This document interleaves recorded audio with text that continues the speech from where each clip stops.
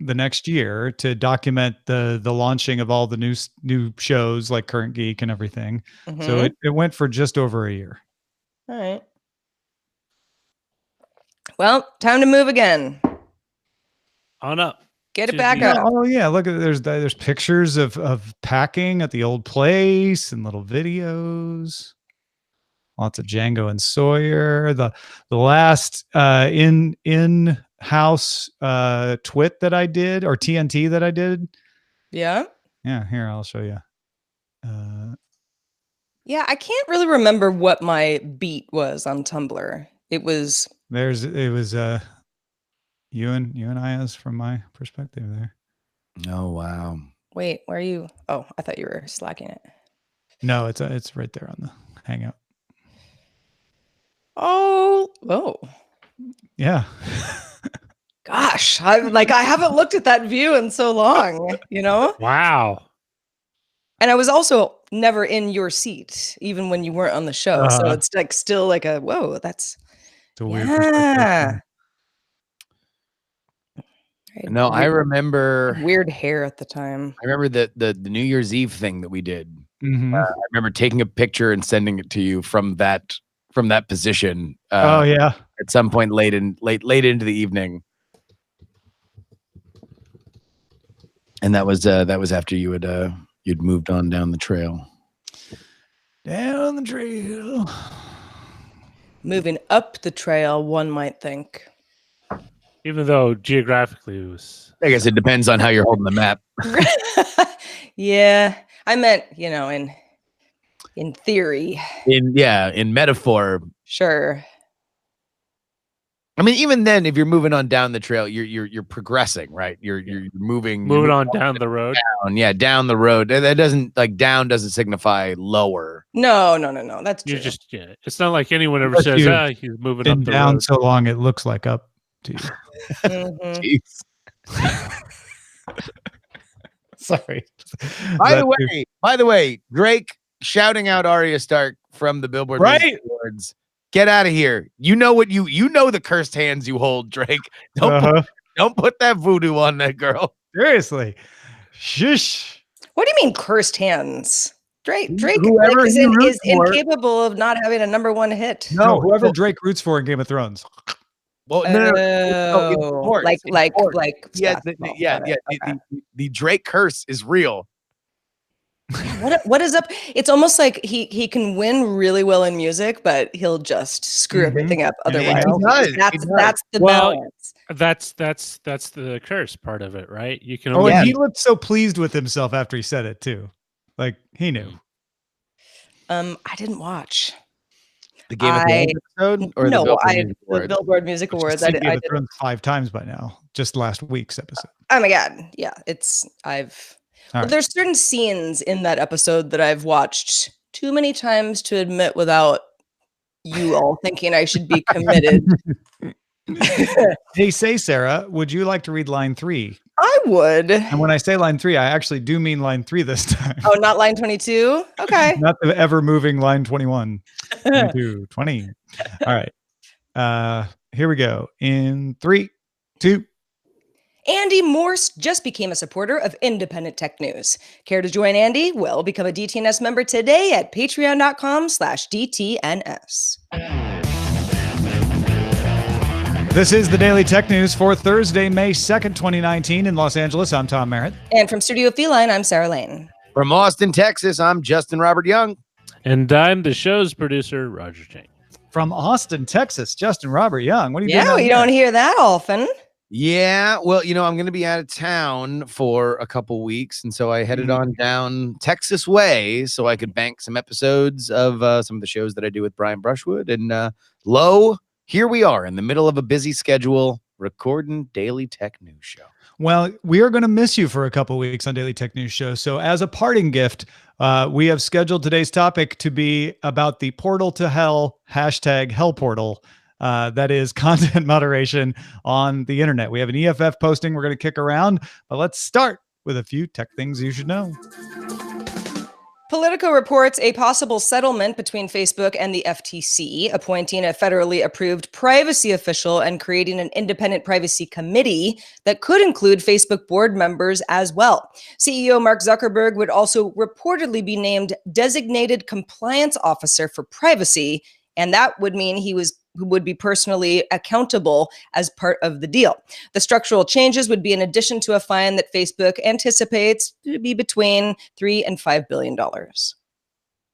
In its Q1 earnings, LG reported its mobile division generated 1.51 trillion Korean won, or about 1.34 billion American, down 30% on the last year and lowest revenue since Q1 2011. The division lost 203.5 billion won, lower than Q4 2018, but up 43% on the year. Overall, LG reported a quarterly profit of 900.6 billion won, 80% of which came from its profitable home appliance division. And in its Q2 earnings report, Qualcomm stated it would receive $4.5 to $4.7 billion in additional revenue in Q3 as part of that settlement with Apple over intellectual property licensing. So now you can sort of try to back out what that fee settlement was. Qualcomm expects the 6-year patent license and chip supply agreement with Apple to generate $2 per share in additional earnings. Let's talk a little bit about how Spotify is experimenting with advertisements. Well, Tom Spotify is experimenting with advertisement and announced the launch of a voice-enabled advertisement where a listener can give a verbal command in order to take action on the ad's content. Initially, the audio ads will direct listeners to a branded Spotify playlist or podcasts. Early tests include Unilever's Axe and Spotify Studios. The voice ads will only be available to some of Spotify's free mobile listeners in the US during the initial test period. And users must enable Spotify's voice controls. So the example they show on the TechCrunch article, I think is the easiest one to wrap your head around. There's an ad for a special edition of a podcast about The Clash.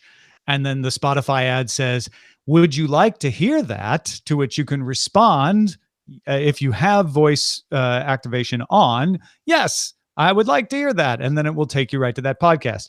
With the Unilever Axe, I guess there's going to be a thing about how, fresh scents on your body are like fresh music. Would you like to try that? Fresh beats as chosen by Axe? And then it'll take you to a playlist of music.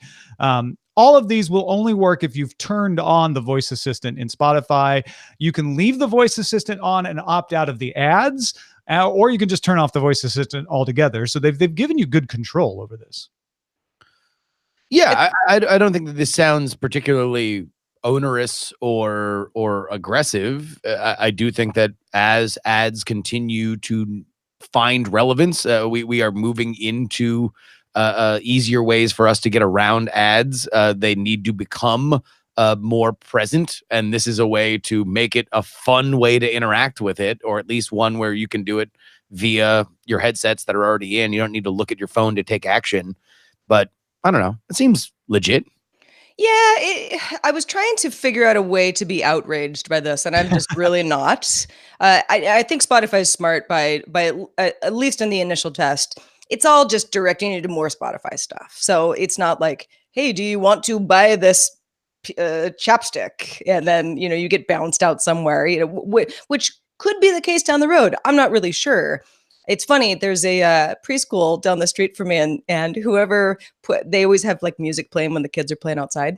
And every once in a while when I'm walking by, it'll be like, "And if you want to try Spotify Premium, do so today." And I'm like, okay, somebody has a free Spotify playlist that they're playing. But I wonder, in situations where there are a bunch of people listening to some sort of Spotify content and this arises, does it get weird? Yeah, this definitely feels meant for you with your headphones on. You're absolutely right. All right, more numbers to report. Counterpoint Research estimates that Q1 smartwatch shipments rose 48% year over year. Apple's watch shipments grew 49%, but its total market share remained almost the same at 35.8% of the market. The Samsung Galaxy Watch shipments rose 127% 0.5% to give it 11.1% of the market. Fitbit rose to 5.5% of the market, and Huawei has arrived on the scene with its Watch GT taking 2.8%. Congratulations to you. Fossil, Garmin, Amazfit, and Emu also are their share drop, however. So, there's some movement in both directions. Counterpoint found that ECG was now the most desirable feature on that Apple Watch. Is not surprising to me. Indicates what we knew is true, which is health stuff seems to be one of the drivers. Health and fitness are the two big drivers for wearables. And the watch market is on the rise. Not saying how long it will continue to grow, but it looks like it's a healthy growing market right now because people are like, you know what? Yeah, I do want to monitor my fitness rather than what do I need that for? It seems like they've finally found, for now anyway, their answer. Well, but it also kind of seems like there is a little bit of a cleaving between health and fitness, that there are obviously a rise in people tracking themselves working out, but the ECG feature is almost as much of a, hey, let me monitor my pulse. Let me make sure that I am maybe getting an early warning if something catastrophic happens. And that's, I think, a different way of looking at it other than the quantifiable self. Let me make sure that I'm burning these kind of calories and I'm going this certain distance because I want to hold myself to an exercise discipline. Yeah, and we're seeing fitness tracker sales declining. Yeah, because not because people don't want to do the tracking of the fitness, but they want more. They want what you're talking about in addition to that. I think you're absolutely right there. Robot farming startup Iron Ox. We talked about them previously on a DTNS when we talked about robot farming as a potential future. Well, robot farming startup Iron Ox has announced it will begin selling its first produce at the San Carlos, California branch of Bianchini's Market. So this is a big step from, hey, we've got this experiment to we are actually selling our produce in an actual grocery store to actual people. Iron Ox uses robotic picking arms, hydroponic vats, and self-driving porters to tend to the growing vegetables. If you recall, when we talked about them before, they still have humans doing the planting and the packaging of the produce. So it's not entirely replacing humans, just sort of speeds up the tending part of it.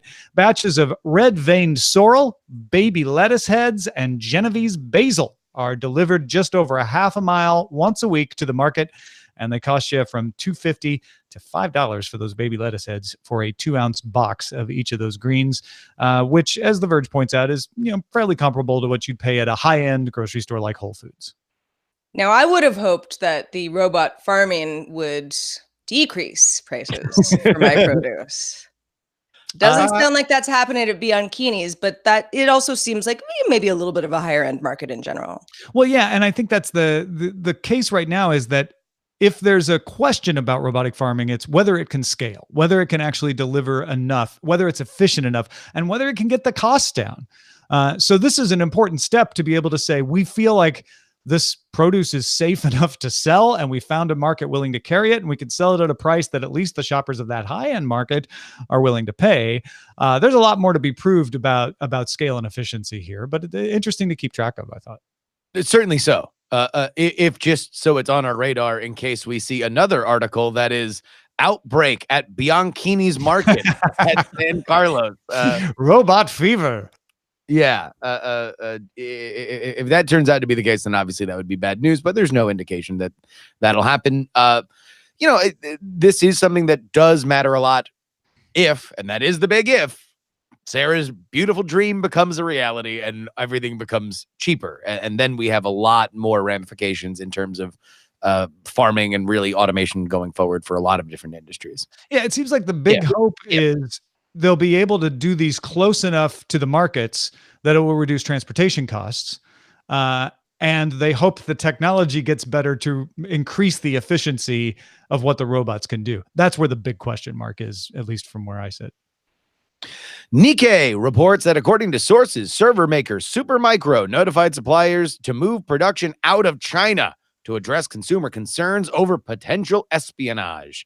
The company also plans to expand its in-house manufacturing, breaking ground in the new Taiwanese factory on April 29th, with plans to expand into Silicon Valley. Digitime's analyst Betty Xu reports that less than 50% of Supermicro's servers were made in China in 2018, compared to over 90 the year before. The espionage concerns originated from an October 2018 piece in Bloomberg Businessweek that alleged some Supermicro motherboards had malicious chips implanted in attempts to hack customers like Amazon and Apple, with all three companies strenuously denying the reporting. Yeah, Roger and I were talking about this as sort of one of those effects of bad press. Doesn't matter if it's true or not. It's causing Supermicro to say, you know what, forget it. We just don't want to deal with the uncertainty. We're going to move our factories somewhere where it reduces that uncertainty, because this is a really unusual situation where Bloomberg has not backed down from their reporting, and neither have the vendors backed down and from their denials that it's true. Usually somebody breaks one way or another in these kinds of situations, and this one still since October has not. Well, and also, whether or not you believe one side or the other, it does not take a lot to believe that any of these sides would back down. Like, you can if you're Apple, considering how much business that you do, how important China is to your business, how important China is to Amazon's business. You can't come out and say, well, as it found out, we are definitely being hacked by the Chinese. Now, whether or not the proof that they have shown, and they have gone above and beyond to say there's nothing that we have found, they have been strenuous, they have been aggressive in their denials. I think that at a certain point, when that idea is out there, there's no putting that genie back in the bottle, no matter how many strenuous denials you find, or sticking by the story like Bloomberg said. I mean, I think there is a way that Apple or Amazon could say, well, we did find a little something. We're not saying the Chinese are behind it, but you see stuff like that. These are everybody's dug in at their most extreme point in this. And I think that is different than most of these kinds of stories. But like you say, it really is all academic at this point, because Supermicro is like, fine, uncle, we're going to move our stuff to Taiwan. Yeah. Well, and I don't know exactly where they're planning to move in Silicon Valley, or Taiwan for that matter, but one would think that the production costs are going to rise because of this. So when you think about the PR issues that the company has, and the fact that they might have to make some changes and take a little bit of a financial hit, at least at the beginning, it's probably a pretty big deal. Yeah, it will raise their costs in the short term. No matter what. You're absolutely right. Well, let's harken back to a simpler time on the internet, shall we? Let's hark. Razer's one-time April Fool's joke, oh, we love those, once known as Project Breadwinner, will become real, and it'll be the Razer toaster. Now, if you don't remember what happened, Razer CEO Min-Ling Tang made a deal back in 2013 and posted it that the toaster would be made if Mark Withers, Give Us the Razer Toaster Facebook page, could get 1 million likes on Facebook. And a Razer toaster tattoo would count as 100,000 likes. Now, 45,000 likes and 12 tattoos later, Tan has posted, I'm going to put together my team of designers and engineers. It will take a few years, but I'll be sure to share the progress. We're getting a toaster. Talk about crying uncle. Razer looked at these 12 tattoos, and I like, if you read the full posting from Tan, it does feel like he was like, man, you know what?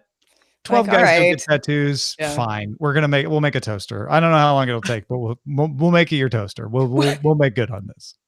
I mean, when you say it will take a few years, you might also be hoping that in those few years, people kind of forget about this. Oh, I don't think Mark Withers is going to forget about this. Do you? Like, he went this far. He's not letting this go. I mean, to be honest, it is a weird position, because on one hand, if you're Tan, you can say, all right, fine. Let's go find a high-end toaster manufacturer. We make a deal with them. We slap the Razer logo on it, and now congratulations, bada bing bang boom, with the magic of laser etching, we have the Razer toaster. But they appear to be saying no. Razer stands for quality. That's right. Razer stands for efficiency. Razer stands for the highest end product that you can buy. So we are indeed going to develop our own Razer toaster. That is very, very interesting. And who knows, the things, verticals have started from far less than a meme that gained that kind of traction on Facebook. Well, and Roger made a comment before the show. He was like, toasters used to not really be able to handle bagels all that well. Well, we're kind of getting to a point that I feel like even a pretty inexpensive toaster is a pretty good toaster. So I'd love to see what Razer comes up with. I hope that at least one cryptocurrency exchange will get on board and offer free Razer toasters to people opening new accounts. This story just made me so happy today because I'm like, oh, this is what most of the news was like in 2008. But, you know, Yeah, I know. Back when Tumblr was in its heyday. Yeah, right. Yeah, before Verizon was shopping Tumblr around like a piece of leftover bread. Yeah, way before Burger King was trying to sell Happy Meals to the clinically depressed. Burger King Happy Meal? Wait, what? Did you not see this? Yeah, no. Go look it up. They have their new. And not everybody can be happy all the time, Tom. They have their own. Wait, so McDonald's and Burger King both now have Happy Meals? No, just go. It's a. Yeah. No, I got it. I got you. All right. Folks, if you want to get all the tech headlines each day in about 5 minutes, you're missing out if you don't subscribe to dailytechheadlines.com. Get on over there. Well, folks, earlier this week, Susan Wojcicki, the CEO of YouTube, posted an article for creators. And among the things she said in the article, I want to call out a couple because I think it kicks off today's conversation quite well. On suspending comments on the videos with minors, which we've reported on DTNS before, Susan wrote, "I know this change impacted so many creators who we know are innocent, from professional creators to young people or their parents who are posting videos. But in the end, that was a trade-off we made because we feel protecting children on our platform should be the most important guiding principle." And on trying to remove the Christchurch videos, wrote, "That meant a number of videos that didn't actually violate community guidelines, including a small set of news and commentary, were swept up and kept off the platform until appealed by its owners and reinstated. But given the stakes, it was another trade-off that we felt was necessary." So 2 situations where she says, look, we know we had false positives, but this day and age, we're gonna live with that if it keeps the bad stuff off. In a letter to the U.S. House, Google wrote that it spends hundreds of millions of dollars on content review manually and says it reviewed more than 1 million suspected terrorist videos on YouTube in the first 3 months of 2019, removing 90,000 for violating its terrorism policy. So that leads me to the EFF's Jillian York and Corinne McSherry writing for the EFF Deep Links blog and republished on Techdirt, a post titled "Content Moderation is Broken. Let us count the ways," because these 2 folks and EFF in general are not okay with false positives being so frequent. They assert that content moderation was never meant to operate at the scale of billions of users. They point out it's hard. It damages the humans that do it because they have to watch all of this horrible stuff. And that's often outsourced to countries with cheap labor, and that using AI causes false positives, like we've just heard. It's inconsistent because an AI is really good at, say, recognizing a naked body, and AI is not so good at recognizing what hate speech is. Copyright enforcement is overrepresented because there's such a strong lobbying group for it. And opinions, both on the side of moderators and on the side of the audience, vary on what's acceptable, where the line is, as well as companies overreacting and reacting to the loudest and most influential voices. They also wrote that bad content moderation causes unintended harms. For example, attempts to stop hateful words will sometimes end up silencing marginalized groups who use those words, who empower those words and take them back for their own. Then they end up getting moderated out. Or people showing examples of bad uses of words like racism and then getting moderated out. As well as bans on suggestive language, overly impacting, say, health companies because they use the words that are also used when you're being sexy inappropriately. Women's underwear has been removed. There are examples of that because they were talking about the body that the underwear was meant to be used on. And the one that got me the most is appeals. Appeals are broken. Once you're blocked, it's very hard to get unblocked without knowing someone at one of these companies. So if you are one of these false positives, sometimes it gets you in a pickle. And some moderation decisions have no appeal. Your thing is down and that's it. You don't get to ask for it to be put back up. So how about solutions? Well, in this blog post, they say that censorship should be rare. Companies should justify very rigorously why a category is exceptional and deserves to be banned. And then boundary lines around that category must be clear and predictable. Emergencies where you have to go and take stuff down because, it's happening now and it's really bad, must be well defined and only used in true emergencies. For non-emergencies, appeals must be available before a takedown, and content should stay up until appeals are resolved. Again, for non-emergencies.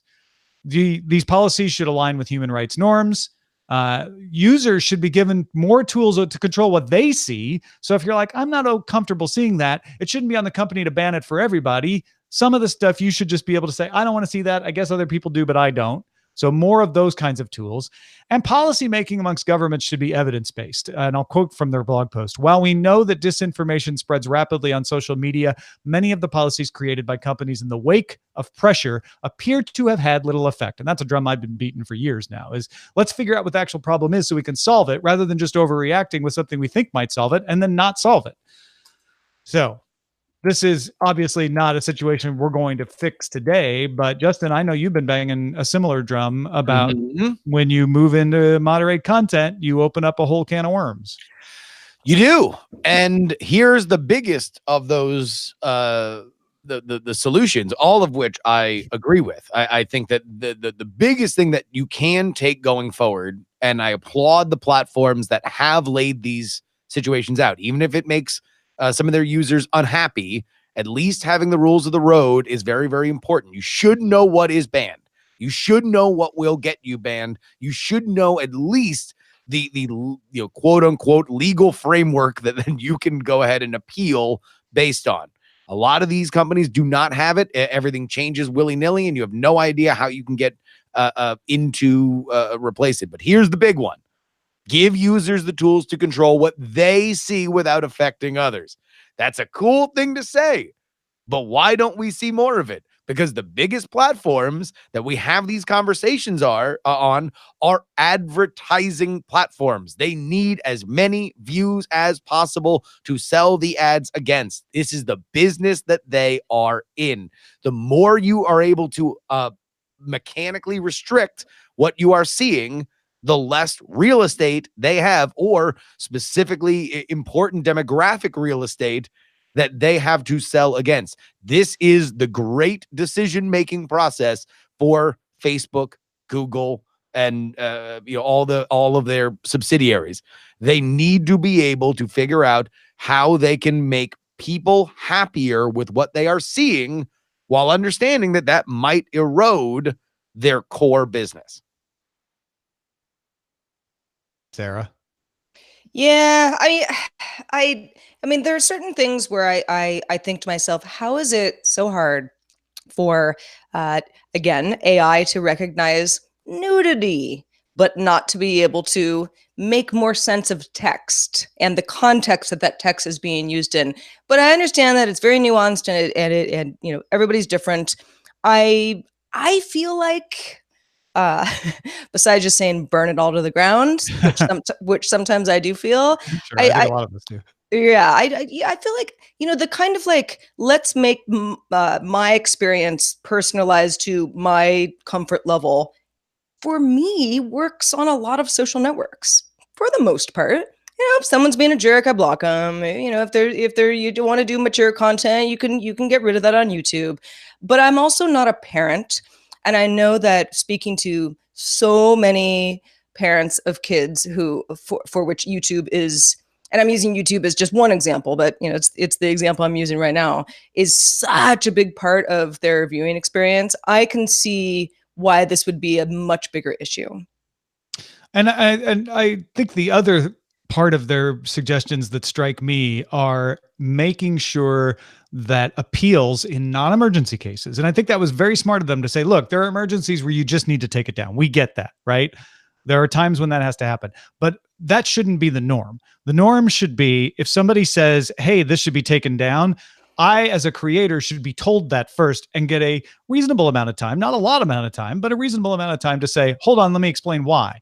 And we say this as a YouTube video production that constantly gets demonetized or gets a moderation request to have videos taken down all the time, which we can't explain. We're just sitting here talking about tech news, and somehow the bot goes in and goes, we're not sure that's appropriate because maybe they said a thing and misinterpreted something. So those should be appealable first. I don't think you should take down and then ask questions later. Well, and it's reasonable to say, like, let's say an amazing channel like FilmJoy, where our friend Mikey Newman does these great long form film essays that constantly he has to fight this battle of getting demonetized or having the videos pulled because he uses clips from the movies that he is talking about. And despite the fact that it is very clearly fair use, he winds up running up against the robots. If the thing you're asking him is, hey, whenever you put out a video, just make sure you keep an eye on your dashboard for 48 hours. That's when we do the most sweeping stuff, and just have your appeal letter ready that you're able to send it in. So in case there is a flag, you're able to deal with it. That to me is a reasonable amount of pressure that you can put on the creator that at least satisfies the copyright arm. But the question again is how much they care. How much they are able to weigh what they want for their user base against their corporate partners and their ability to sell ads. Yep, absolutely. And even the note that Tom made a few minutes ago about how much Google told a U.S. House panel that it's spending on content moderation of suspected terrorist videos. You go like, well, that sounds good. You should be spending lots of money on that. Okay, well, yes. Who was affected by this? How many of them were false positives? How many people were employed in that huge number that could have been somehow damaged or is just a waste of time? Well, and to the emergency thing, I would love it if YouTube said or Facebook said, hey, look, we're in an emergency process right now when it comes to something that is happening. If you would like to post commentary on it, we ask you to flag it or use some thing that basically says this, because we will be removing anything that mentions the following words or uses the following videos. Just be transparent. And Wojcicki actually in her blog post, I did not quote this part, but talked about a plan to let certain creators, probably the biggest creators, say ahead of time, we think this video could fall afoul for this reason or this reason, and here's why we think it's still okay. They sort of self-moderate in that way to sort of pre-approve their stuff and speed it along. And if those tools could be made useful and more widely, then I think that would be great. Well, you know what is a useful tool? That would be our subreddit. You can submit stories and vote on them at dailytechnewsshow.reddit.com. We're also on Facebook, and we're a bunch of nice folks over there too. Facebook.com/groups/dailytechnewsshow. On to the mailbag. On to it. Eric wrote in and said, on the topic of Facebook and their intention to move towards more privacy, do I understand correctly that Facebook may have a definition of privacy that's different from what users mean when they speak about privacy? For instance, Facebook is moving towards more closed groups within which users can share information more privately. However, what people who are outraged at the lack of privacy considerations from Facebook may be more outraged about would be Facebook selling user data, having user data leaked, having other companies like a bank or an airline feed private data into Facebook to hopefully be able to advertise in a more targeted way, etc. No. Is Facebook trying to use a limited version of privacy as a kind of smokescreen for the real privacy issues, or could I be missing something in this discussion? Is Facebook using a definition of privacy that's more concerned with privacy within their platform/ecosystem, whereas the accusations against Facebook tend to be more about user data being sold or given or leaked to parties outside of Facebook? I think you loaded your language a little bit there, Eric, but it's a very good point. Facebook is talking about one problem that people absolutely do have and complain about, which is, I don't want to run into all this random stuff. I don't want fake news in my feed. How do we keep that? And moving from the town square to the living room fixes a lot of those kinds of problems. And that's the kind of privacy they talked about. But Eric is very right. I guess you can't be very right. He's just right that Facebook did not talk about privacy from Facebook and from Facebook's advertising partners. They didn't address that at all. Well, thanks, Eric. And also thanks to Justin Robert Young coming in hot from the Lone Star State today. Justin, where can people keep up with your work? Well, friends, you can go ahead and sign on to my free political newsletter at freepoliticalnewsletter.com. It's 5 days a week, 5 posts a day, mostly gifts, sometimes hot takes. And I'll tell you what, I don't, this is a fledgling newsletter. We've only been doing it for a few months. So we've got a nice growing community that I'm very happy about, but we're coming up on a very important milestone. In fact, if you are among the next 25 people to sign up for the free political newsletter, you may or may not, depending on the order, have a shot to be our 1776 subscriber for the free political newsletter. So go ahead and get in now, because someone's going to get it, and it could be you. freepoliticalnewsletter.com. Our goal each month is to get one more patron than last month, and you could be that person. We're gonna start in on this early, folks. We need to get there this May. Help us get over the hump. Become a DTNS member. Get an ad-free RSS feed, special episodes from me on how we do the show, special episodes looking back on the tech news of the past at certain levels, and more. Sign up at patreon.com/DTNS. If you've got something to say, you got a question, you got anything you want to get off your chest, our email address is feedback@dailytechnewsshow.com. We're also live Monday through Friday, 4:30 p.m. Eastern Time, 2030 UTC. And you can find out more at dailytechnewsshow.com/live. Sarah's off tomorrow. We'll miss you, Sarah, but we'll be back with Ashley Esqueda and Len Peralta. Talk to you then. This show is part of the Frog Pants Network. Get more at frogpants.com.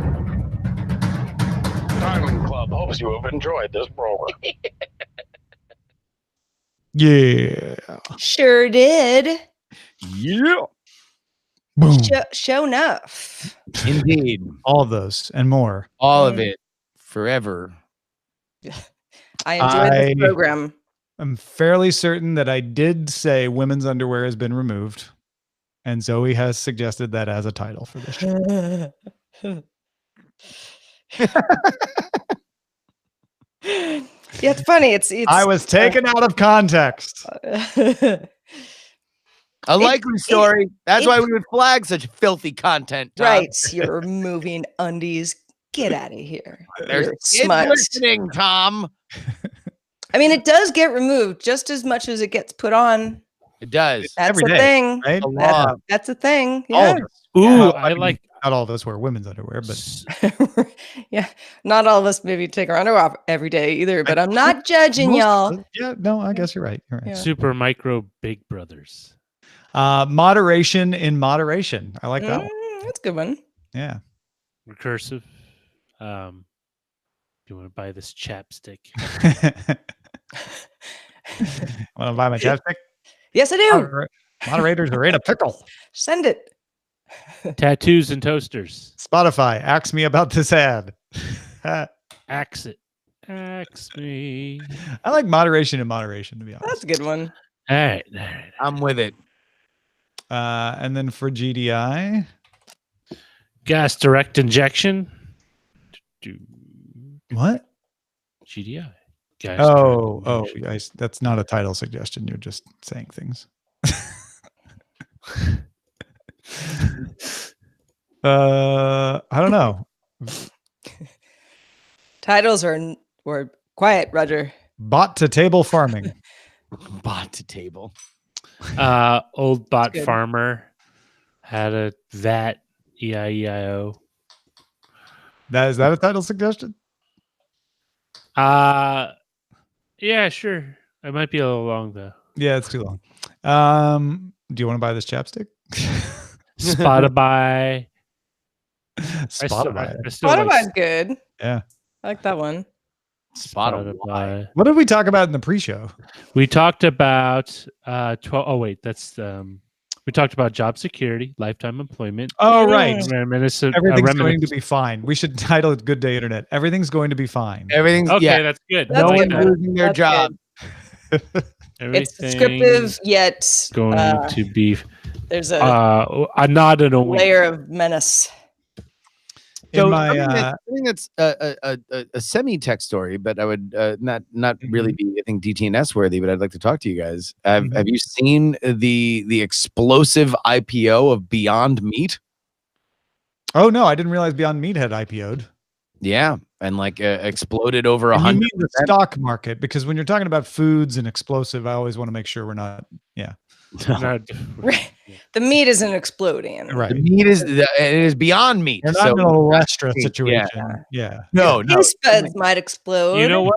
This could be the point in time where future anthropologists will say that this is where man transitioned away from traditional animal protein to synthetic. You know, I will say, as somebody who's eaten a lot of these meat substitutes, including Beyond Meat and Impossible Foods' Impossible Burger and the ground beef crumbles and stuff that they've come out with, I will say we're a long way away from like steaks going away, and we're a fairly long way away from something like chicken going away.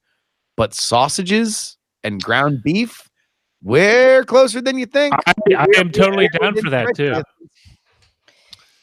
Do you By the actually? way, Microsoft doing a news dump right now at What? the end of our show, which I find very rude, Microsoft. Microsoft announces the $3,500 HoloLens 2 Development Edition. Microsoft launches a drag and drop machine learning tool. Microsoft launching a fully managed blockchain service, plug and play IoT, extending cognitive services with personalization service, handwriting recognition, APIs, and more. That's Azure SQL database to the edge and ARM. All of this in the past 5 minutes. What are they doing? Is it just like a tweet? What's a drag and drop machine learning tool? Drag and drop machine learning tool. Oh, I would assume that it's you know, Three new services that aim to simplify the process of machine learning, ranging from a new interface for a tool that completely automates the process of creating models to a new no-code visual interface for building, training, and deploying models, all the way to hosted Jupyter-style notebooks for advanced users.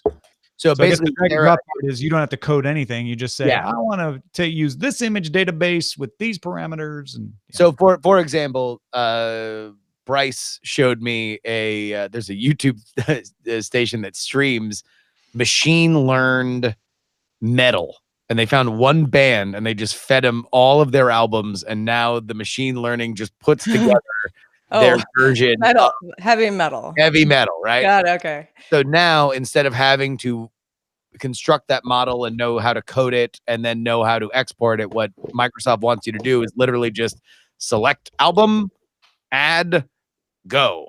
Like that's what they want. here's a screen from the TechCrunch story. I think kind of maybe gives you the idea. So instead of coding all this stuff, you'd say, okay, put the automobile price data here, and then Okay. clean the mining data and split the data and train the model. And It's like if this then that. Yeah. It's a rat. It's Very much kind of like what Visual Basic used to sort of do. yeah, I feel like it's definitely using that metaphor. It's like a rapid application development framework. Whatever happened to Yahoo Pipes? I used to love Yahoo Pipes. We used to run one of the CNET podcasts. I think it was. I'm not positive it doesn't exist anymore. Yeah, I think it's gone. I think it finally. It's gone. Yeah. these pipes are clean. These pipes are gone. Yeah, Wikipedia is like you can always tell it's sort of like someone who has passed into the afterlife. Yahoo Pipes was a web application from Yahoo Pipes not around anymore. Yeah, take that back to the cabin, boy. Well, I liked it. It was a fun little place to tinker around. Yeah, we ran Bacalar's podcast off of Yahoo Pipes, I think. Randall Bennett. In fact, I think. Yeah. Nah, I don't remember. Pour a little out for what I Yahoo used Pipes. before. Yeah. Or put a little in your pipe for Yahoo Pipes. Yeah. Put that in your Yahoo pipe and smoke it. Put on some underwear for Yahoo Pipes. For goodness sake. There's a time when man didn't wear underwear, or humans didn't wear underwear. It was just whatever clothes. It was just wear. It was just wear. It was just layers. Lots of hides.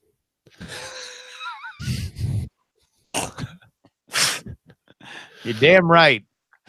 Did you hear they found Denisovans in China? Denisovans. Is that Yeah. how you pronounce it? For the longest time, I've pronounced it. Denisovan. I hear both. I never know which one's right. I have no idea what the hot hell you're talking about. I don't So either. Denisovans are the cousins of Neanderthals and Homo sapiens that were existing at the same time, and they have only been found in Siberia until now. And they just found a jawbone in a cave in China. Well, I didn't just find it. A Buddhist monk found it like apparently years ago, and they've just now Confirmed. discovered that it was a Denisovan jawbone. Turns out the And monk I think it was a belonged to a temple that had like access to high grade radiology and CRT technology. That's got to be a good find. You know, whoever got that win is like, that's Yep. right. In the monastery. Yeah. Like, I'm not gonna brag, but I discovered the Denisovan. It was a jawbone. I can't remember where I read the story. It might have been the BBC, but it was a crazy where like the monk passed it on to the living Buddha, that is the head of his order, who then gave it to scientists to examine because he realized the importance of it. It's like, pretty okay. cool. Yeah. So caves, ancient cousins of humans, and living Buddhas were involved in this science story. It's pretty great. Almost a weird thing, isn't it? Exactly, right? I'm shocked we didn't get to it. I have had one of my favorite conversations about Denisovans with Andrew Main, as a matter of fact. You know, One of your favorite? How many have there been? A lot? 3, 4. Right. I'm gonna tell you what, get That's that okay. man There's going. Get no that man number going is too on high. Denisovan. It's hard to make him shut up. Yeah. well, those jaws, you know? Exactly, jabberjaws. They got the good jaws. I mean, maybe you can stop There's talking. a little Denisovan in all of us, you know. I know, yeah. I know. I'm like, too close to home. Yeah. You keep Talking for a living. Denisovan. Yeah. My fun idea to play around with is because the Neanderthals were like shorter and squatter, right? So they're like the dwarves. And the Denisovans, as I understand it, we think might have been a little taller. And so they're the elves, we're the humans. And they actually found short hobbit-looking people out in the Pacific Islands. Yeah. Look, Lord of the Rings is our prehistory. Exactly. Well, it could be said that a lot of mythology might have been based on just things that people remembered and told stories about to Jung would say it's all part of the shared consciousness. the shared racial memory of the human species, like in Dune, where you just kind of remember No, Jung. Yoon. Carl Yoon too. And how Any show where we can get a Carl Jung reference, Jungian archetypes. Yeah. It's a good show. Have I read from my copy of Roland Barthes' Mythologies to you lately? No. No, not There's lately. an appropriate amount of silence before answering. Yeah. Well, I was thinking, I was like, was it lately? No, it wasn't. How many Denisovan conversations have I had with you lately? I've never even heard that word before. Oh, I by the feel way, a little silly. well, now you have. That's why we're here. I know, that's true. Next week, we're going to do the Live With It for you guys We are. on the Jabra. So be looking for that in your feeds. Sarah will report in on her 3 months living with the Jabras. And we will also be posting a new Patreon poll next week at some point for what the next Live With It would be. But A new car. I'm glad you said that, because after listening to the latest Have Such a Good Day and you were raving about the technology in your car, I feel like that shouldn't be the next Live With It, but we should check in on that. Yeah. No, I mean, it's 3 months. very much so. Yeah. I it's funny because I feel like I'm like, do you want to listen to me talk about my car? And most people are like, not at all. But every once in a while, someone's like, I'd rather hear about the new why is it cool? You know, and then I'll go on and on, like, it drives itself, because it really is. It's I just haven't ever felt so much about like, okay, autonomous driving. This is, we're so close to What did you settle on? it's a Volvo XC60. So it's like a crossover SUV. Love it. And it's just a delightful little thing. And if you want to know, Otis the dog. It's no Jabra earbud. and if you want to know more about it, you'll have to stay tuned on the audio channel, because the video folks, we need to say I do. thank you for being with us. Thank you, video folks. Audio folks, stick around. There's more to come.